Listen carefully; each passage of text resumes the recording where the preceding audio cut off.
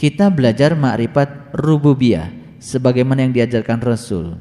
Yang ditata oleh kita adalah akhlak yang baik, hidup yang logis, ya, mencari rezeki yang benar itu saat kita bekerja. Nah, orang-orang yang tadi itu pedang samurainya harganya 10 T bukan, bicaranya bukan di J lagi, apalagi M, T, cari kerja yang biasa malas. Tapi kalau ada orang lagi kesusahan, luar biasa tuh ngasih solusinya. Sebentar, nanti hari Rabu saya kirim 1 karung. Apa tuh 1 karung? Uang. Saya juga pernah ditawari, nanti Bapak akan dikirimi uang 5 karung. Hari anu jam sekian jangan kemana-mana. Saya ketawa aja. Hari itu saya pergi, karena pasti tidak akan ada itu 1 karung. Jadi ini namanya mencampur adukan antara cahaya dengan kegelapan.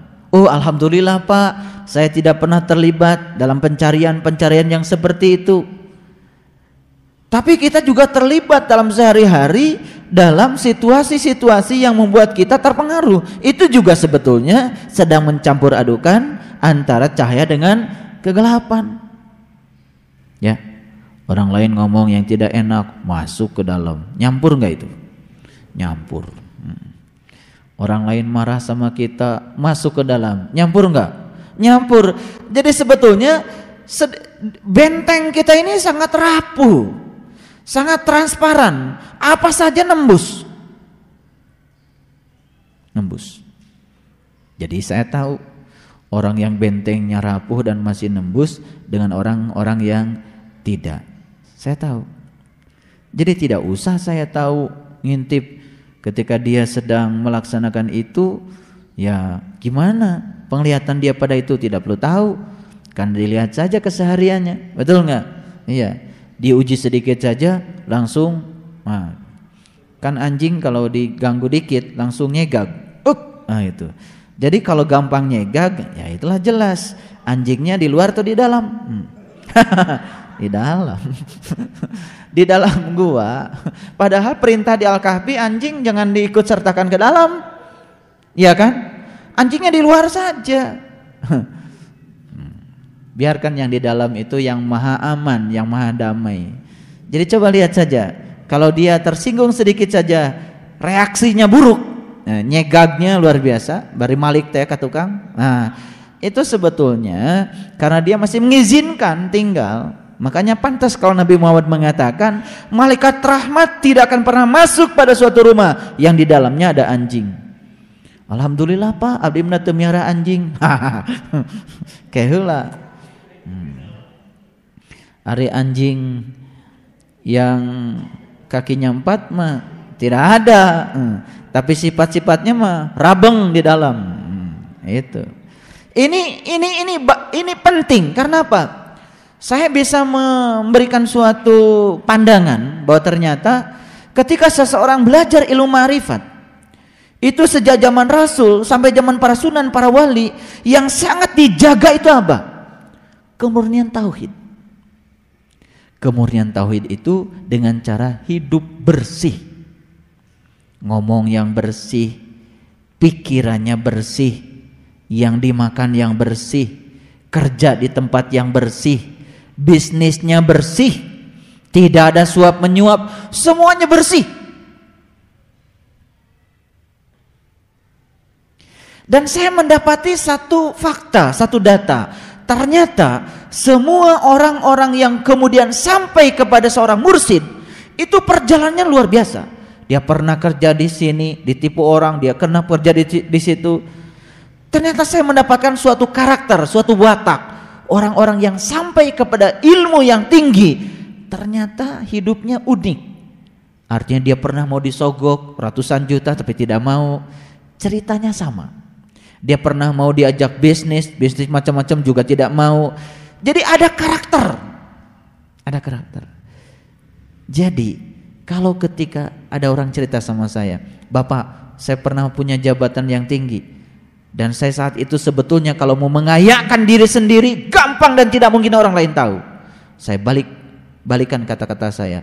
Kalau saat itu Bapak mengayakan diri dengan apa yang ada di jabatan Bapak, Bapak nggak akan ketemu dengan saya.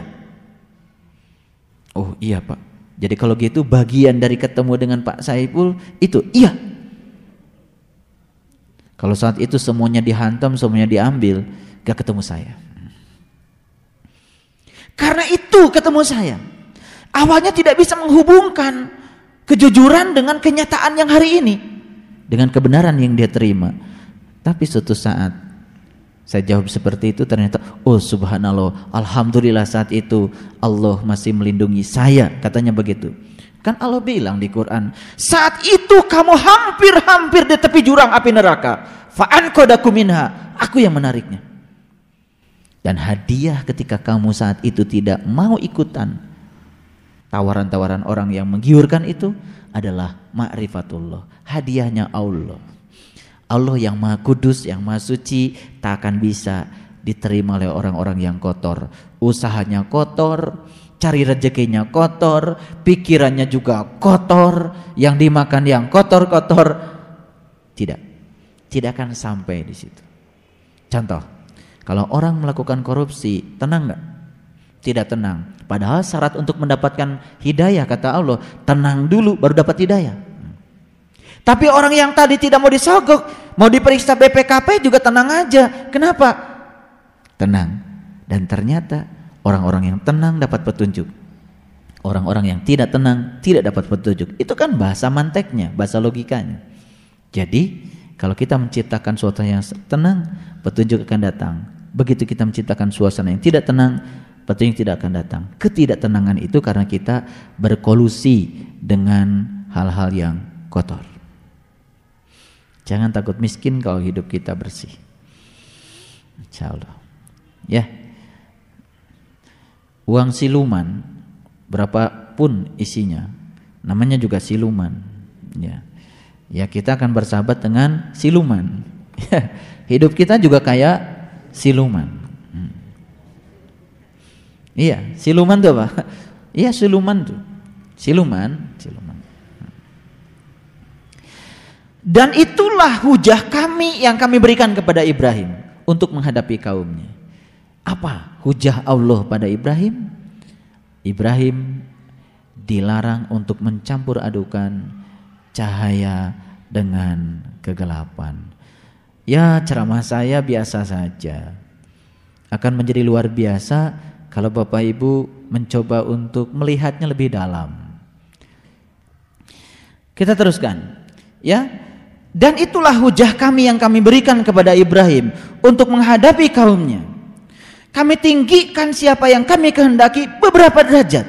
Ini kalimatnya indah. Narfa'i darajatim minan nasya. Jadi Allah meningkatkan derajat orang itu beberapa derajat. Siapa yang diangkat derajatnya beberapa derajat oleh Allah itu? Orang yang bisa menjaga kemurnian tauhidnya. Orang yang bisa menjaga ya cahayanya, tidak dicampur adukan dengan kegelapan. Itu ya.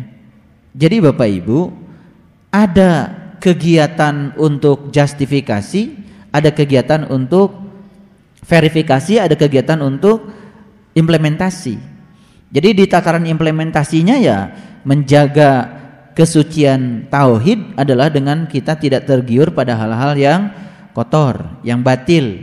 Nah, pada tingkat verifikasinya adalah kita lihat ketika kita sudah menjaga diri yang kotor, kita lihat di situ di kitab kita. Oh iya, ternyata caang. Coba. Begitu caang, oh iya. Begitu caang ada perasaan aman. Nah, besoknya takut kehilangan perasaan aman itu. Betul nggak? Lalu tidak melakukan hal yang seperti itu. Itulah pentingnya belajar ilmu ini. Jadi ilmu ini luar biasa karena ilmu ini praktek. Dan saya berulang-ulang sering mengatakan ilmu ini adalah praktek. Ilmu ini empirik. Kita teruskan. Apakah kita tidak ingin oleh Allah diangkat beberapa derajat? Tentu saja ingin. Ada orang mau diangkat ke tempat yang tinggi, kan ditanya dulu pasti. Kamu alergi nggak dengan ketinggian? Kan gitu. Kalau tidak kan langsung diangkat ke tempat yang tinggi. Betul? Iya. Jadi Allah nanya dulu, kamu alergi nggak dengan tempat yang tinggi, kan gitu. Di tempat yang rendah aja kamu udah pusing, apalagi tempat yang tinggi, kan gitu. Gitu. Jadi ketika Allah mau ngasih rezeki banyak, kamu sedikit aja kamu udah melekat kayak gitu. Apalagi kalau banyak, bahaya gitu katanya. Ya udah, segitu aja dulu. Ditunggu sampai dia sudah siap untuk menerima yang besar. Nah, ketika dikasih yang besar, gitu kata Allah. Kamu bagus sekarang, tidak melekat lagi walaupun besar. Dikasih yang besar lagi. Gitu. Jadi Allah itu sebenarnya bukan gak mau ngasih sama kita, cuman Allah tahu itu tidak terlalu baik untuk spiritual kita, kan gitu. Nah, ingin dibaikan oleh Allah, ya tentu saja mengangkat kita beberapa derajat. Betul nggak? Iya. Seorang karyawan biasa kan tidak mungkin langsung jadi manajer. Pernah dulu jadi pegawai gudang, pernah dulu jadi pegawai ini, pernah mengalami dulu semua sektor. Ketika diangkat jadi manajer, ketika dia menegur di bagian gudang, dia pernah kerja di gudang kok. Dia sudah menegur pakai bahasa pengalaman, kan itu.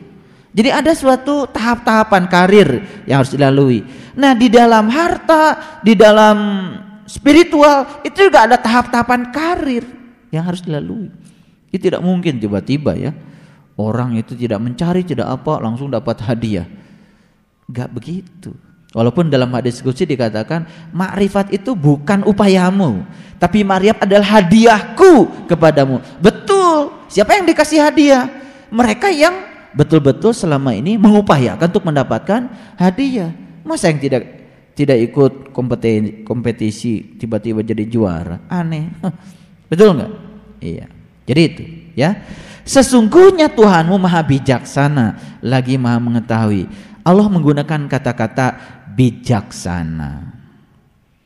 Karena kebijaksanaannya lah dia menjadi bijaksana. Nah, kebijaksanaan Allah itu apa? Kebijaksanaan Allah itu, Allah tuh tahu kapan saatnya orang diangkat derajatnya, kapan saatnya orang ini belum diangkat derajatnya. Betul nggak? Kapan orang ini diberi ilmu, kapan orang ini belum diberi ilmu, kapan orang ini diberi rezeki yang banyak, kapan orang ini tidak diberi rezeki yang banyak. Tahu. Jadi ketika kita mengatakan ya inna rabbaka hakimun alim, sudah serahkan sama-sama dia yang maha bijaksana. Bukan sekedar maha bijaksana, dia maha tahu. Di setiap suatu statement, di setiap suatu proses, pasti Allah mengakhiri suatu ayat dengan pernyataan yang indah. Allah sedang menyatakan dirinya siapa? Inna rabbaka hakimun alim. Biasanya bagian akhir ini diabaikan oleh kita. Tidak pernah dihubungkan ya sifat Allah itu dengan ya situasi yang sedang terjadi. Jadi ketika kita menyadari Allah maha bijaksana dan maha tahu, maka kita serahkan pada dia yang maha bijaksana dan maha tahu. Kita berhenti untuk terlalu mencampuri urusan Allah. Tenang gak? Tenang. Suka ewu pakai ewu kita? Suka. Karena apa? Karena kita jadi Tuhan. Rasanya kita yang paling bijaksana, rasanya kita yang paling tahu. Padahal kata Allah, kamu itu tidak tahu apa-apa kecuali aku beritahu. Kamu tuh bukan tahu, kamu itu bernafsu saja. Kalau hartanya banyak, pasti saya akan senang. Itu tak nafsu, bukan tahu. Tapi kata Allah, belum tentu harta banyak kamu akan senang. Siapa jadi kamu akan mengabdi pada hartamu. Sedikit sekali orang yang memiliki harta, karena kebanyakan orang kaya dimiliki hartanya. Saya ingin kasih tahu, sedikit sekali orang kaya yang memiliki harta, karena kebanyakan orang-orang dimiliki oleh hartanya. Beda, orang yang memiliki harta, hartanya menyenangkan dia. Tapi orang-orang yang dimiliki harta, habis seluruh waktunya, tenaga dan pikirannya untuk mengabdi kepada hartanya. Pada hakikatnya dia itu orang miskin. Ternyata di semesta ini sedikit sekali orang kaya dan kebanyakan orang miskin. Orang miskin yang bergelimang harta. Pusing kan? Pusing. Orang miskin bergelimang harta. Pusing kan? Pusing. Karena ya hartanya sudah mampu memiliki orang itu. Orang itu sudah dimiliki oleh hartanya. Baik. Nah, masuklah pada fase yang selanjutnya. Mudah-mudahan kita ini sekarang menjadi Ibrahim, menjadi Ishak, menjadi Yakub. Betul? Ya. Menjadi Daud, menjadi Sulaiman, menjadi Ayub, menjadi Yusuf, menjadi Musa, menjadi Harun, menjadi Zakaria, menjadi Yahya, menjadi Isa, menjadi Ilyas, menjadi Yunus, menjadi Ismail, menjadi Lut. Kenapa? Saya mau cerita sedikit. Kita kan pernah belajar tentang 25 nabi dan rasul. Betul? Kalau Bapak Ibu tahu, dari sejak Adam sampai Muhammad, setiap nabi dan rasul yang 25 itu mewakili keadaan yang berbeda. Nabi Ayub bisa sampai kepada Allah dengan sakit yang dideritanya. Kalau begitu, sakit bisa mengantarkan seseorang kepada Allah. Nabi Yusuf sampai kepada Allah dengan kegantengannya. Berarti ganteng bisa mengantarkan seseorang kepada Allah. Nabi Sulaiman bisa sampai kepada Allah dengan kekayaannya. Kekayaan bisa mengantarkan seseorang kepada Allah. Nabi Isa alaihissalam sampai kepada Allah justru dengan kemiskinannya. Kemiskinan sampai kepada Allah. Jadi kita itu disuruh untuk memotret. Oh, ternyata bukan jumlah Nabi dan Rasul 25. Bukan. Tetapi kalau kita bisa memotret sejarah perjalanan spiritual 25 Nabi dan Rasul itu saja, dan kita menjadi salah satu daripadanya, itu sudah aman. Ayo, tidak usah menjadi semuanya. Saya mau menjadi Zakaria saja. Saya mau jadi Sulaiman saja. Pilihan itu. Bagus, itu pilihan. Silakan mau jadi Ibrahim, mau jadi Musa. Tidak usah jadi semuanya. Jadi salah satu saja dari 25. Inilah kesalahan kita selama ini. Setelah kita hafal nama Nabi dan Rasul, dan kita terlalu yakin kalau jumlahnya 25, dan setelah itu kita merasa sudah soleh, padahal kita belum menjadi salah satu dari yang 25. Sebetulnya jadi salah satunya saja. Sudah bisnis kemana-mana tetap miskin juga. Ya sudah, dengan cara mengayakan hati, jadilah Isa, menjadi pelayan. Nah, itu pelayan Tuhan. Betul enggak? Kalau kita sudah jadi pelayan Tuhan, gimana hebatnya? Oh, ada orang yang pernah bekerja sebagai juru masaknya gubernur, iklannya di mana-mana. Dabi teh kapungkur teh pernah didambal di mana? Di gubernur. Bangga. Alangkah indahnya kalau kita semua menjadi juru masaknya Allah. Memasakkan makanan untuk orang-orang yang butuh pertolongan Allah. Menjadi pelayan-pelayan Allah. Indah. Nah, baru berikutnya, kalau seseorang itu sudah bisa tidak mencampur adukan lagi cahaya dengan kegelapan, sudah terbebas dari situ, maka dia akan menjadi yang tadi itu. Ayat 84, 85, 86. Dan lihat ayat 87. Dan kami lebihkan pula derajat sebagian dari bapak-bapak mereka, keturunan mereka, dan saudara-saudara mereka. Jadi inilah pentingnya kita berinvestasi menjadi orang baik hari ini. Karena ketika kita menjadi orang baik hari ini, ternyata kebaikan kita itu akan mewabah kepada generasi kita, keturunan kita, saudara-saudara kita kita bisa membaikkan lebih banyak orang lagi dengan kebaikan kita. Dan kami telah memilih mereka, ya, menjadi nabi-nabi dan rasul-rasul, dan kami menunjuki mereka ke jalan yang lurus. Wa hadainahum ila syiratim mustaqim.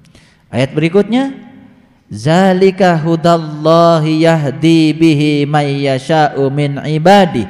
Itulah petunjuk Allah yang dengannya Dia memberi petunjuk kepada siapa yang Dia kehendakinya di antara hamba-hambanya. Seandainya mereka mempersekutukan Allah, niscaya lenyaplah dari mereka amalan yang telah mereka kerjakan. Jangan sampai kita sudah di puncak, sudah melewati ujian-ujian, lalu akhir dari kehidupan kita masuk lagi ke tempat yang rendah seperti ini. Maka Allah katakan, ulaikal ladzina atainahumul kitab wal hukma wan nubuwah. Mereka itulah orang-orang yang telah kami berikan kepada mereka kitab, yang kedua hikmah, yang ketiga kenabian. Jadi siapapun bisa mendapatkan 3, kitab, hikmah, dan kenabian. Jika orang-orang itu mengingkarinya, maka sesungguhnya kami akan menyerahkannya kepada kaum yang sekali-kali tidak akan mengingkarinya. Jadi Allah serahkan kitab, hikmah, dan nubuwah itu kepada si A, tapi ingkar, dicabut dari si A, diberikan kepada si B, karena ternyata si B itu tidak mengingkarinya. Jadi jangan sampai amanah yang sudah Allah titipkan kepada kita diambil lagi karena kita berkhianat, dan Allah titipkan kepada yang lain yang mau menjaga itu amanah. Teruskan, mereka itulah orang-orang yang telah diberi petunjuk oleh Allah. Ulaikal ladzina hadallah fabihudahu muqtadi.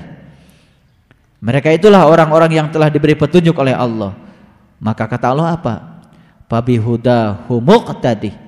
Ikutilah petunjuk mereka. Nah, itulah namanya syafaat. Jadi syafaat itu bukan diberikan nanti oleh Rasulullah karena kita jadi penitia mauludan, tapi syafaat itu diberikan sekarang dari para penerus tugas kerasulan yang mewarisi ilmunya Rasul. Kalau sekarang kita dapat ilmunya Rasul, itu namanya dapat syafaat.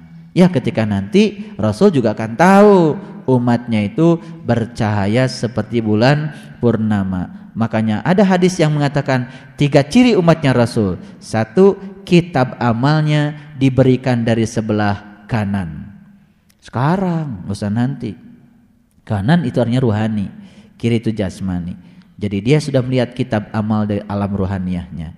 Yang kedua, ya, di wajahnya ada bekas ruku dan sujud.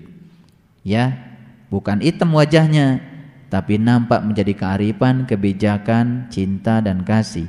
Dan yang ketiga, wajahnya bercahaya seperti bulan purnama. Jadi nanti bagaimana kita dapat syafaat? Kalau ketika Rasulullah lihat kita burem, gitu. Nah, orang-orang yang meyakini syafaat itu nanti tidak berupaya mendapatkan cahayanya sekarang, ya ketika nanti, ya Rasul, saya panitia maulud tiap tahun. Terus siapa ente? Kok nggak ada cirinya? Ya, burem. Jadi belum tentu panitia maulid itu dapat ilmunya Nabi, dan belum tentu yang tidak panitia maulid tidak dapat ilmunya Nabi. Ya, yang panitia aja belum tentu, apalagi yang tidak panitia, kan gitu. Sarwa wae. Nah, itulah ulaikal ladzina hadallah fabihudahu muqtadi. Mereka itulah orang-orang yang telah diberi petunjuk oleh Allah, maka ikutilah petunjuk mereka. Jadi kalau mau mengikuti petunjuk harus orang-orang yang sudah diberi petunjuk. Ini perintah dari Allah. Jadi kalau mau mengikuti petunjuk seseorang, tentu saja harus dari orang yang sudah mendapatkan petunjuk. Oke, teruskan. Mereka itulah orang-orang yang telah diberi petunjuk oleh Allah, ikutilah petunjuk mereka. Katakanlah, aku tidak meminta upah kepadamu dalam menyampaikan. Al-Quran itu tiada lain hanyalah peringatan untuk segala umat. Jadi seorang penunjuk jalan itu tidak pernah minta upah. Ya, jangan pernah berpikir kalau Bapak Ibu mengeluarkan uang itu karena sang penunjuk jalan meminta upah. Itu urusan dunia saja. Ya, sudah sewajarnya. Ya, kalau hukum sebab akibat itu, ya, hukum sebab akibat itu, ya ada sebab ada akibat. Ketika kita memberikan sesuatu kepada orang lain, sebenarnya kita sedang belajar menghargai diri kita sendiri. Makanya di dalam Quran dikatakan, ketika kamu hendak melakukan pembicaraan dengan Rasul yang bersifat khusus, maka hendaklah kamu bersedekah. Baik, kita teruskan. Nah, maka di sini dikatakan inna huwa illa zikra lil alamin. Al-Quran itu tidak lain adalah peringatan untuk segala umat. Az-zikra itu nama lain untuk Al-Quran secara syariat. Nah, jadi itulah fase selanjutnya ketika seseorang sudah melewati fase inni wajhatu dan selanjutnya, maka dia memasuki fase kehidupan nyata. Dan di situ mudah-mudahan dia memperoleh 3 hal. Yang pertama kitab, yang kedua hikmah, yang ketiga adalah kenabian. Shadaqallahul adzim. Terima kasih atas segala perhatiannya. Mohon maaf atas segala kesalahan. Billahi taufik wal hidayah. Wassalamualaikum warahmatullahi wabarakatuh.